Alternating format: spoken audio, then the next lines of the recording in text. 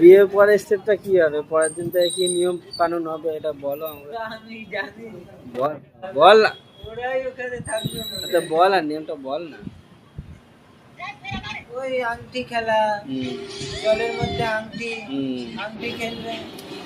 হুম ওই দেখা গেল বরের আংটি বউ লুকাবে, হুম। আবার বউর আংটি বর লুকাবে। কাদার মধ্যে লুকিয়ে নি, জলের নিচের খুঁজে বার করতে হবে। যা যে বাজেটের ব্যাপার। পারবে না সে হেরে গেল হয়তো, তাই তো? হুম।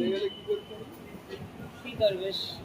হেরে গেল মানে কোন পান নিচে থাকবে এইরকম।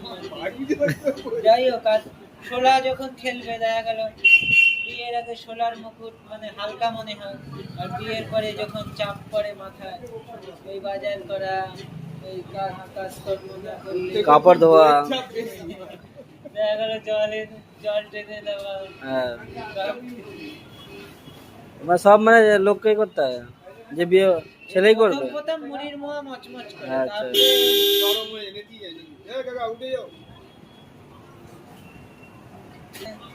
শোলা যদি দেখা গেল শোলা খেলছে, মানে বউর মুকুটের শোলা আর বরের মুকুটের শোলা নিয়ে জলের মধ্যে ঘুরিয়ে দিল।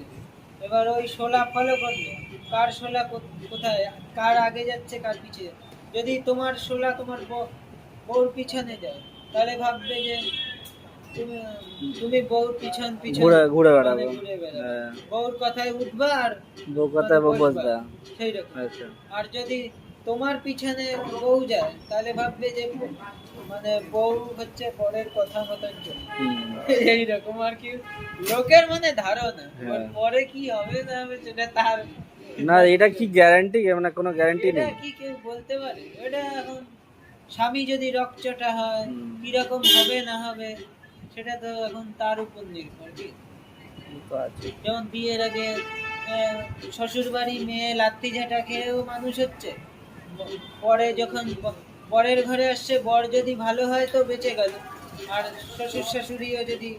শ্বশুর শাশুড়ি যদি ভালো নাও হয়, বরের মুখের দিকে তাকিয়ে মানে থাকবে আর কি। হ্যাঁ, ও অ্যাডজাস্ট করে নেবে। অ্যাডজাস্ট করে নেবে যে শাশুড়ি হুম।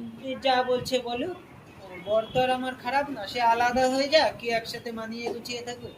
কিন্তু যদি এরাও বড় যদি দেখি সেই ওই কেরাইন পেট্রোলের মতো গায়ে কেরাসিন দিয়ে পোড়ায় মারার পর যাই হোক সেরকম দেখায়, ও তো আছে। তাহলে তো হয়ে গেল। ওই লাত্তি যেটা খেয়ে ওই নিরুপমা যে রবীন্দ্রনাথ ঠাকুরের সেই দেনা পাওনা সেই লাস্টে মরে যায়, সেই রকম